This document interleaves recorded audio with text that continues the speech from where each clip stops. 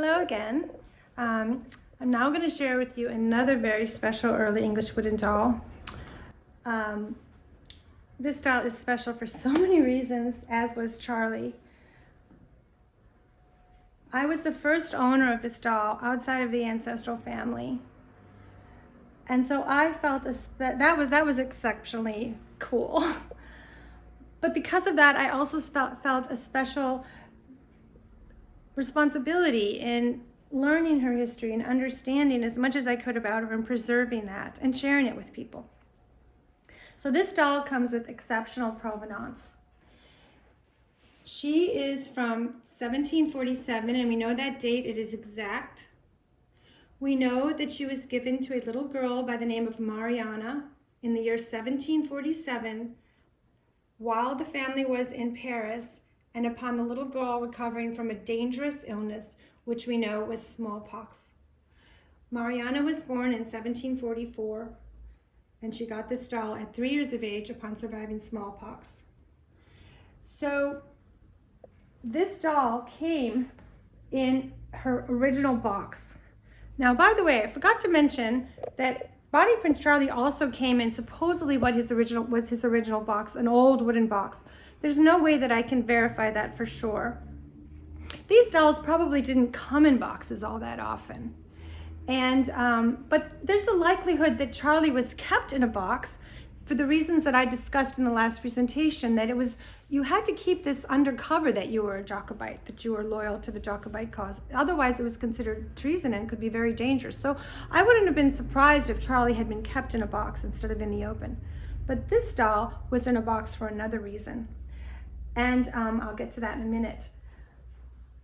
I wanted to very, very briefly tell you what we know, or actually what we don't know, about these early English wooden dolls.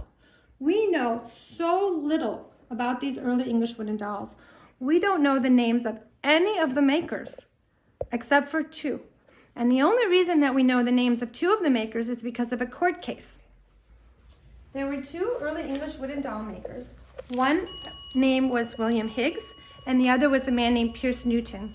And there was a court case at the Old Bailey's Courthouse in the early 18th century. The men mostly made their dolls in the late 17th and very early 18th century. Some of the William and Mary era dolls of the late 17th century, around 1690, were made, we think, by either Higgs or Newton. And we know their names, again, because of a court case. This is actually copies of the proceedings of the court case at the Old Bailey's. It makes quite lively and interesting reading. So what did we learn from this court case? We learned the two names, Higgs and Newton. We also learned about how we think these dolls were made. We've always kind of thought that they weren't made by doll makers per se. It wasn't like Jumeau and Bru, or Steiner. They weren't made by doll makers per se. We feel that most doll makers were likely furniture makers, and that maybe did this with spare parts and leftover pieces of wood that they might have just tossed. They found there was a market for them, so they used it. And actually, William Higgs testifies in this court case that he was a turner, but he also made babies. Babies was the name used for dolls in all those many hundreds of years ago. The word doll was not typically used, it was babies. So he talks about the fact he was a turner. So there we go. He was a furniture maker or maybe turned other things as well, who also made dolls in his spare time. Most of these dolls were sold undressed. And as in the case of Charlie, you could see that it had to have been the family itself that made those clothes with all those fine details that had such a connection to Bonnie Prince Charlie's actual life and Jacobite history. And you can pretty much tell when you look at these dolls which of their clothing was fashioned at home by either the girl herself or the mother or the governess. They have a homemade feel and you can sort of sense it. But every once in a while you'll come across a doll that was professionally dressed. And it talks about that as well in the proceedings. William Higgs's wife is interviewed, and she talks about the fact that she dressed the babies for William Higgs, and she even talks about some silk that she had purchased. And William Higgs talks about that he had a pile of naked babies and a pile of dressed babies. So some of them were sold naked or undressed, and some of them were sold dressed. usually likely by the wife or another lady servant or something like that. So there weren't really toy shops that we know of in those days. We know that they were sometimes sold at market stalls. This is a Dutch engraving from 1632, and it shows a mother and a child at a market stall, and the little girl lovingly looking at a doll, and the mother reaching into her purse to get the money to pay for it. So, but we don't believe that there were any actual toy stores in those days. I've seen a photograph of a trade card, which is like a business card from the 18th century, and it described, it was so-and-so's shop in London, and it described all manner of things. I mean, there was furniture and dishes and trays and babies. So he sold sort of everything in his shop. But we don't believe that there were actual toy shops, at least in the early or middle 18th century, or maybe even in the later 18th century. I am really, really so wanting and eager to find out more about potential doll makers and how they were sold, etc. It still remains a mystery, and not for lack of trying. Many people have done quite a bit of research. So anyway, here we have Mariana. She came in her original box. Here is the box that she came in. And we know that she was given to her by her grandfather, whose name was Thomas Hart, and also a close family friend, General James Wolfe. So again, this had to be a very wealthy little girl indeed, a very well-to-do family, to have such a beautiful doll, and I believe, and definitely professionally dressed, not just at home. And they're close friends with the general in the British Army. That's kind of cool. Now, General Wolfe was a decent general, but he was mostly made famous by this painting. This is a painting by Benjamin West that was done in 1770. And General James Wolfe died in the 7 Years' War in the Battle of Quebec in 1759. And this painting is quite famous, and it's called The Death of General Wolfe. So maybe some of you have seen that. So there he is. But now back to Mariana. She came in this box, and you can see, let me get my pointer. And you can see the label here. And it says, wait, I gotta get my glasses. It says, the doll given to Grandmama Mariana Davis in Paris when she was 3 years old, after she had recovered from a dangerous illness. That said illness. So there we go, that label. And then, better yet, is this label. This, I am certain, is the original label from the doll maker that made this doll. I mean, what else would it be? We know the doll was hand carried to Paris from London by her grandfather. This is an ancient piece of burlap back parchment, really, really early nails, and I have tried and tried and tried to decipher these long since faded words. I have taken photographs, I have zoomed in and out, I have changed the contrast, the saturation. I've done everything I can to try to read these letters. I feel that not only could that give, again, tremendous validation to the story and the doll, but it might even have a clue as to the doll maker, another name, and that would be incredible. So if I bet the FBI could, if I gave that to the FBI, I bet they could tell me what it says. I don't know. If anybody out there has any ideas of how I can try to read the letters on that ancient label, please let me know, because I'm really desperate to do it. And, you know, sometimes we go to crazy lengths to find things out about our dolls. I know I had, just as an aside, I had another doll who was thought to have originally had a swivel neck. Some of these early dolls had swivel necks, but they're quite rare. But then it seemed like it had been adhesed together. Why? Why would anybody do that? And I was really curious to know if she originally had a swivel neck.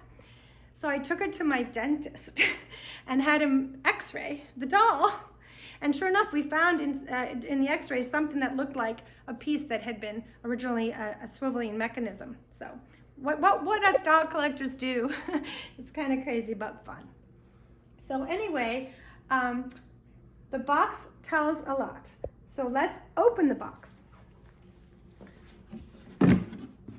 Here is what was in her box. Now, what's the first thing that jumps out at you when you see the things in this box? 2 additional pairs of hands. 2 additional pairs of hands.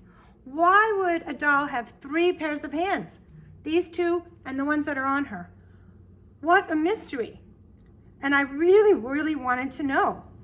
And so I thought about it, and I thought, you know, I'm going to research smallpox. Okay, so this is what I learned about smallpox. Smallpox was one of the most deadly and devastating and dreaded diseases of all time. It was first introduced into the human population around 10,000 BC. It devastated Europe in the 18th century, killing more than 400,000 people a year. Children were particularly vulnerable. 80% of children infected with smallpox died. I read somewhere that smallpox killed more people than the plague and all the wars combined. Now, don't fact check me on that. I don't know which wars they're talking about, but still, it was a horrible, horrible, horrible, dreaded, deadly disease. So, I actually wrote an article about this doll for a magazine, Doll News, and it was one of a few articles, including the one on Prince Charlie, that I wrote the story from the perspective of the doll. It's the doll herself who's telling the story. And I just kind of thought, why would she have these 3 pairs of hands? So I came up with a theory, and this is what it was, or is. You know, this little girl was only 3 years old. She was away in Paris, away from her home. Smallpox comes with a very high fever. And they also did bleeding in those days. Even for a young child, they had no idea what to do. And they would use leeches and bleeding, cutting the arm. And that must have been horrifying for a little 3-year-old girl. And I can imagine all these great big pairs of hands coming down on her, trying to hold her down. So my theory was that when she was presented with this doll, she was afraid of the large hands. So I need to tell you that typical early English wooden dolls have really large hands. The William and Mary era period dolls had huge hands. In fact, some of them we think were carved out of wooden spoons.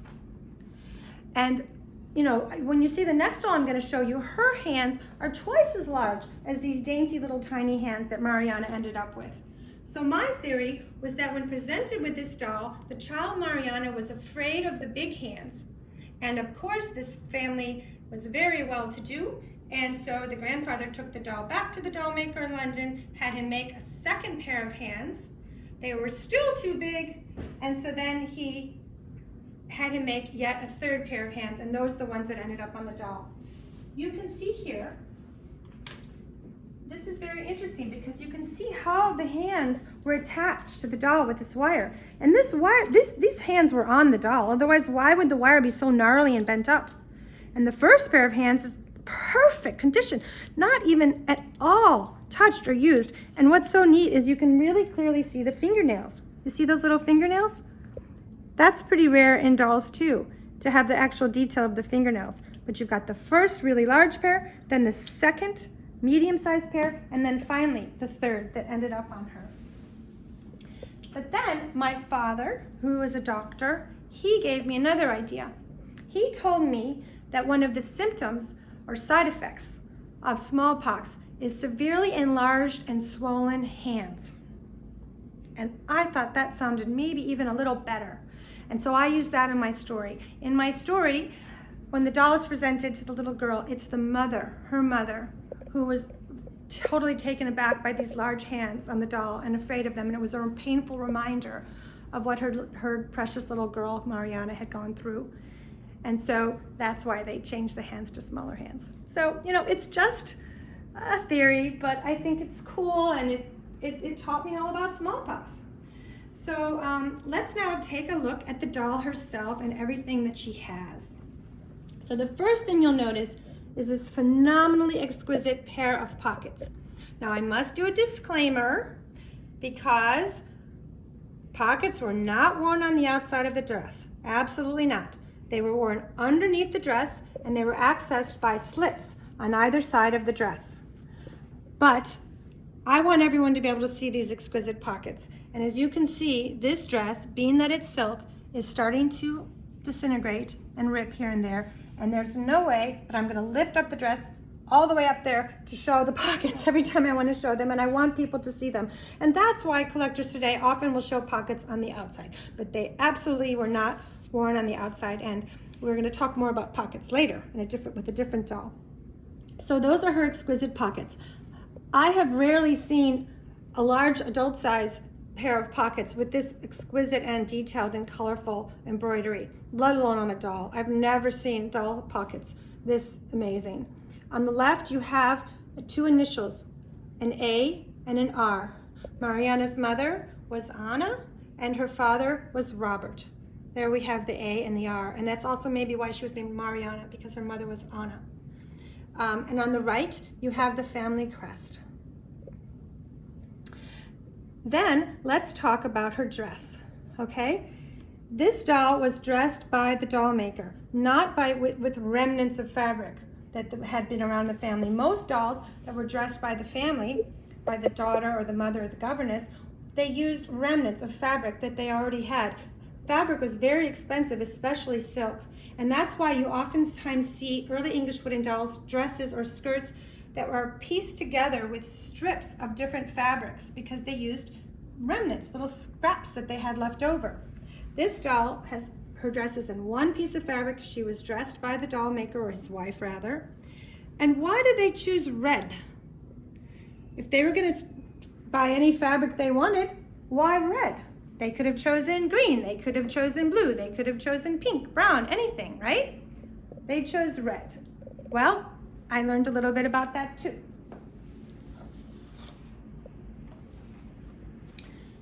In 10th century Japan, something came into being called red therapy. Smallpox was called the red plague because of all the red pox that you got all over your skin. They were desperate. They had no cure, they had no treatment, so they developed red therapy, which was a way that they thought could appease the gods and scare away the red demons. And so what they used to do would be that they would wrap the patient, dress them in red, wrap them in red, surround them in the color red to scare away the red demons. We know that in Charles V of France, who lived in the early 1300s, when he had smallpox, he was dressed in a red shirt, red stockings, and covered with a red veil. Queen Elizabeth I had smallpox too, and she was wrapped in a red blanket. So I think that's why they chose red for her dress. I mean, just a conjecture again, but I think it's kind of interesting. And then we go back to the box. This is Mariana, the little girl's blanket, her baby blanket. What color is it? Red. How often do you see a red baby blanket, especially 18th century child? They would be, usually white, maybe pale pink, but we've got red. This, by the way, is her original 18th century straw rattle and her little 18th century bone teething ring. I wanted to do a little diversion here because I love the similarity between this doll's dress, the fabric on her dress, which is red and this sort of beigey, maizy color, and this little doll here. So this little doll is also an early English wooden doll, but she was dressed in France. So a connection here to Mariana, but this doll is significantly later. So this doll's dress is also a crimson red, but a little bit deeper yellow. So this fabric had a particular name. It was called Cardinal Empaillé, and this has to do with the French Revolution.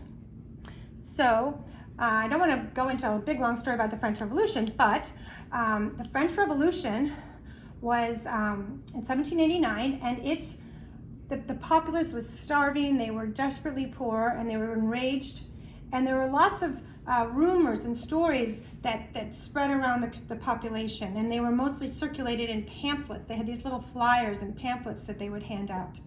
And there's quite a famous story that was one of the things that led to the French Revolution called the Diamond Necklace Affair. And what happened in the Diamond Necklace Affair was that Marie Antoinette had been very close to the Cardinal de Rouen. He was very much in her good graces. And then he fell out of her good graces for whatever reasons, and he was desperate to get on her good side again. He was told that Marie Antoinette very, very much wanted this incredibly expensive, over-the-top, elaborate, ornate, amazing diamond necklace, huge, gaudy, huge diamond necklace that the court jewelers had made. And so he, desperate to get back in her good graces, purchased the necklace, planning to give it to her, and then he would be paid back by her for the necklace.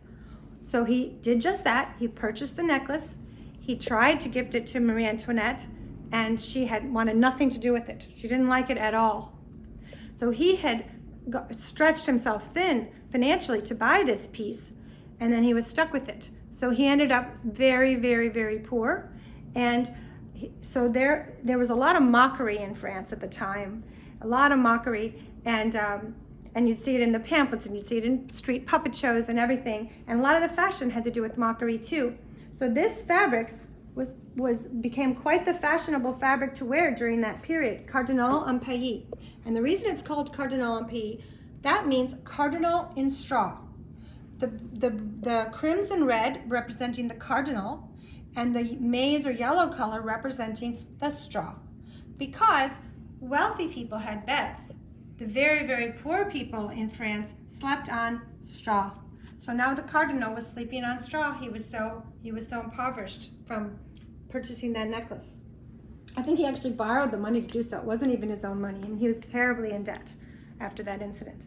So I thought that was kind of a cool connection, but of course this doll is a good almost a half century or third of a century later. Let's continue to look at Mariana and all her wonderful things. So these are called engagements. She has a beautiful, beautiful, finely pleated blouse, and these are engagements. They were lace additions to the end of the sleeve, like cuffs, and they were separate because you take them off when you were doing something where they might get soiled, and also then you could exchange them. If they did get soiled, you could put on a new pair. Here I have a single engagement from a different, larger doll, and you can see how that worked. It was just a lovely little lace piece that was attached to the bottom of the sleeve. And she had tiny, tiny, beautifully molded metal buttons with little flowers inside in the center. Very exquisite for a doll to have such fine things. This is a stomacher, and we're going to talk about stomachers a little bit later with another doll. She has pale blonde hair. Mariana had pale blonde hair, the real Mariana. Oftentimes, they made dolls look like their namesake or their new little owner would be. Sometimes they even used hair from the girl herself. They would have a lock of hair or section of hair that they would use. But she's got the pale blonde hair. And now we're going to carefully lift up her skirt. And I don't do this very often because, again, the dress is starting to go. I have to be very careful. But she is lavished with undergarments. So first, we have a beautiful golden colored silk petticoat. Then we lift that and we have a warmer flannel petticoat. Underneath that, we have a magnificent pink boned hoop skirt, pannier. It has pannier. It's an incredible pannier hoop skirt that gives the shape to her dress. There's nothing underneath it. I didn't put any tissue or anything stuffing this. It's all, the shape is from this petticoat. Then under that, we have another petticoat, a frilly little cotton linen-y thing. And then under that, yet another, a simple cotton piece. Now, if you look closely, you can see she has her original white stockings, everything's original, and red garters. Here we have red again. And beautiful pink slippers with little upturned toes. So there, I'm gonna let that down, and I'm not gonna lift that up for a long, long time because we have to be so careful. Okay, and then we come to this. This is a pomander / pin cushion. This was also worn underneath the dress, and it was used to freshen and perfume. We have to remember that people didn't take a whole lot of baths in those days, and so it was used to freshen and perfume, and also it was a pin cushion. And you can see there's even, here we go, a little tiny pin still in there. So now we're going to talk about pins. People are always surprised to learn that there were very few dress fastenings, if at all, in 18th century women's garments. They held their dresses together and their clothing together with pins. Pins was an essential part of a woman's haberdashery, of a woman's wardrobe. She had to have pins. That's where the term pin money comes from. Women were given money to buy pins to keep themselves together. So I thought it was really, really cool that in the box, if we go back to the box, in this little envelope, there were all sorts of bits of paper, family trees, etc. But what else was in there? Oops, I took it out already. It was this. Pins. Of all the things that would be in her box, why are there pins? I think that's quite curious. Now, these are special pins. The really long ones were especially helpful as dressing pins. And the brass ones like this were the most expensive. So these, I mean, I guess they belong to the real Mariana when she was older, or maybe her daughter, I'm not sure. Oops, I dropped that, no problem, I'll get it later. But these are Mariana's pins. And over here, I have more pins. So we can see that for many, many hundreds of years, women were using pins to fasten their clothing. These pins are from the 15th through the 17th century. And these pins are from the 18th century. Now, these pins were given to me by a friend, a very, very dear friend, who's no longer with us, sadly. And she had a beautiful, beautiful, ancient, gorgeous home, stately home in England. And there was a huge, huge old growth tree. I can't remember if it was an oak tree or a maple, but it was a huge old tree in the garden. And she said she used to sit there in the shade, and she would sort of look around with her hands, and she'd find these pins just in the dirt. And it's so cool to think about, you know, hundreds of years ago, the ladies relaxing under the shade of the tree, and, you know, their pins would fall out. I mean, would you want to wear pins to keep your clothes together? I wouldn't. I don't think it would be a very good idea, actually, but that's what they did. These pins were found by mudlarks. So mudlarks are people that go at low tide, typically on the River Thames in London, although they do it in other places, including Holland. But the most famous mudlarks are from London. And they go to the River Thames, the foreshores of the River Thames, with metal detectors at low tide, and they have found countless numbers of objects, ancient objects, back to medieval times. Mud is apparently a very, very good way to preserve metal because it's anaerobic. That means it doesn't have oxygen. And you can't believe the number of things that they have found. All kinds of household items, toys, clothing items, rings, coins, everything. There's a phenomenal exhibit. When things get open, there's a phenomenal exhibit in the East End of London, a museum called the Museum of the City of London. They have a huge exhibit with thousands of items. And this book talks about a lot of them. It's called Toys, Trifles, and Trinkets, Base Metal Miniatures from London, 1200 to 1800. And it's a great book. There's lots of books on mudlarks, and this one is my favorite because it zeroes in on the kinds of things that I like. So, what more do we have from the mudlarks? These items are all from mudlarks. And here we have, these are Elizabethan dress hooks. Elizabethan dress hooks. So in the Elizabethan age, they used pins, but they also used hooks. And what I've done with these, I love the mudlark pieces in my collection. In this one I have hanging in the kitchen of an early doll's house. It's actually a Scottish doll's house, in fact. And I have it hanging on the wall, and I have a few of them, and I have kitchen things hanging from them, like this mug. And I just like it because when I give tours, especially to children, I'll say, do you see that hook on the wall that little mug is hanging on? And they'll say, yes. And I'll say, do you know that dress hook, that is an ancient dress hook, and that could have been on Queen Elizabeth's dress? And they'll say, wow, why? Well, this dress hook is circa 1550.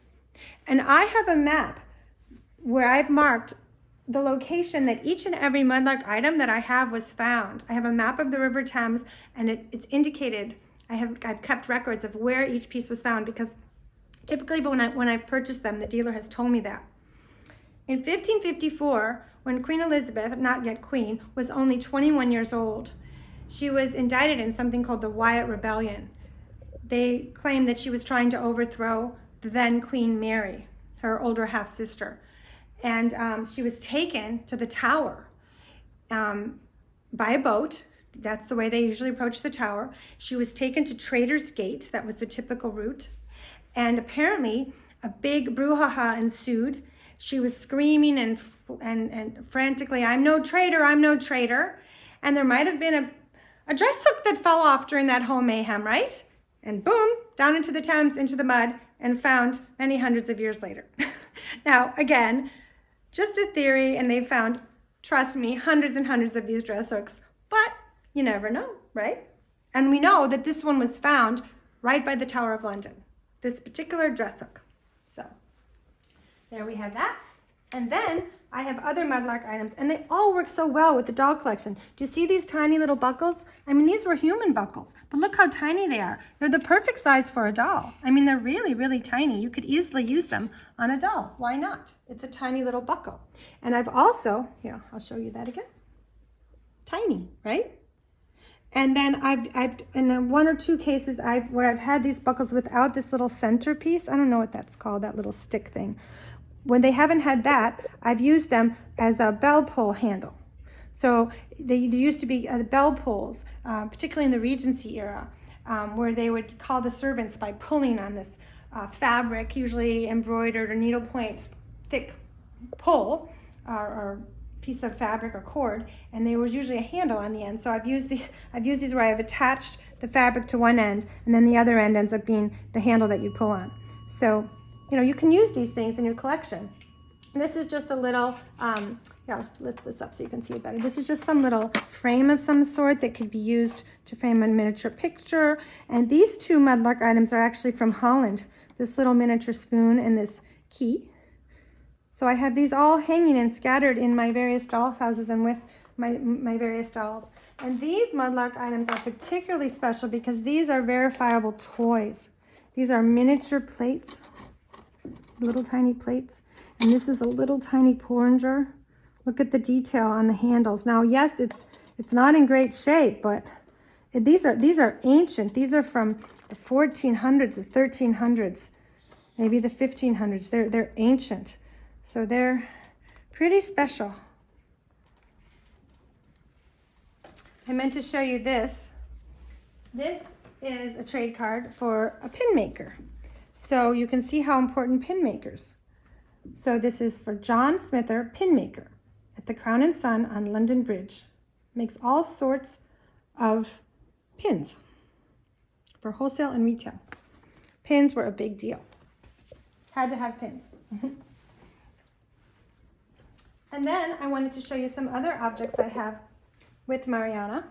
This is just a little nameplate, and this is a single little shoe. I don't really know what that's about, but these were all with her, so I've kept them with her. I think that's very important to do that. You know, sometimes I've purchased dolls that I know had other items with them, and they're no longer with them, and that's really, really, really sad. Like once I even had purchased another gentleman doll, and I know that he had a beautiful, beautiful waistcoat, and then when I got the chance to buy him, waistcoat was gone. So I think that's really sad when people take something that's been together for 300 years or 250 years and then take it apart or break it up. Don't do that. So here we have some very, very phenomenal and very rare bleeding bowls. These are miniature bleeding bowls. These three are porcelain, and they're very early from China. And this is a very rare one indeed. This is Dutch silver miniature bleeding bowl. Now, these were also known as barber's bowls. Why? Well, the barbers in those days were often the quote-unquote surgeons. They did all kinds of things, such as bloodletting or bleeding. In fact, I learned something about the origin of the barber pole.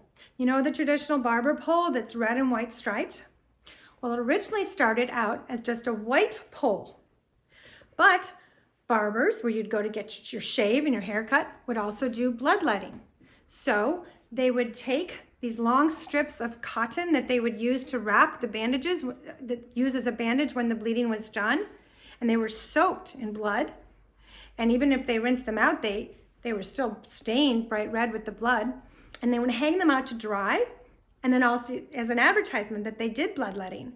And when it was a windy day, they would sometimes get wrapped around the white pole. And that's how you ended up with a white and red striped barber pole. That's the origin of that. So these are miniature bleeding bowls. These are patch boxes. We know that people really hated these horrible pox, these scars that were left on their faces in particular from the smallpox. So they would cover them with little patches, and these were known as patch boxes. Now, these are primarily 18th century, some of them 19th. They were primarily made by two companies, one called Battersea and one called Bilston. They were typically enamel, sometimes porcelain, and with a metal underbase. And they were little tiny boxes because they were used for these little patches. So some of them, and they a lot of times they say really charming things on them. So like this one says, "In friendship's flowery mead doth grow I'll start again. In friendship's flowery mead doth grow 10,000 dear delights. Their pleasures never ending flow, their every bliss unites." And I love this one because you see how bliss has the first S is shaped like an F. And that's typical in very old English. I've never really understood that. That's something that I need to research and learn more about. Why the first and sometimes even the second S is written as an F instead of an S. Anyway, maybe someone out there knows and can tell me. But they all say lovely little things. Sometimes they just have pictures. This one's even in the shape of a little bird. It has a beautiful little bottom. It's in the shape of a bird. And this one might have actually been used as a snuff box. I don't think this would have been a patch box, but I put him there because I thought he was cute. So here we have, this one says, "Sweet's the love that meets return." And when you open it, they often had a mirror. And a lot of times the mirrors are heavily discolored as this one, but it's nice to have one with the mirror intact. A lot of times most times the mirrors are gone or they're cracked. So you have the little patches inside. They were usually little round circles, and sometimes they did fanciful shapes such as hearts and moons and stars, particularly in France. And then you would just take the little patch and you'd put it on the puck. And this became quite the fashion. Even people that didn't have pox or that didn't need to use patches, it became the fashion because it looked like a beauty spot. And I actually have 2 or 3 dolls that have beauty spots on them.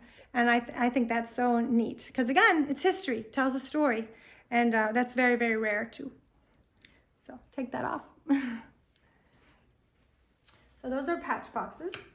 And then I mentioned that Queen Elizabeth I had a terrible case of smallpox. And that's why we think she covered her face with so much heavy, heavy white makeup to cover them. Some people say that she did it to make herself look white because she was known as the Virgin Queen. But I think it might have originated anyway with her trying to cover her pox. So with all that heavy makeup, you had to protect the makeup. And there was no heating then, right? So they had fires all over the place. So that's why they invented face shields. Now these are real size people face shields. They're from the Regency period.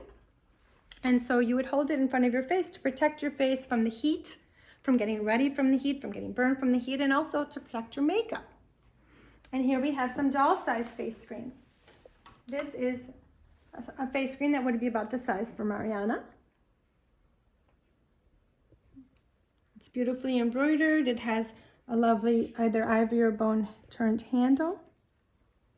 And then this is a pair of really tiny ones, and they reside in one of my early dolls' houses to protect my dolls' faces from the fire. Well, that sort of brings me to the end of everything I wanted to talk about, but I did want to close with one thing. And I'm going to bring back this picture.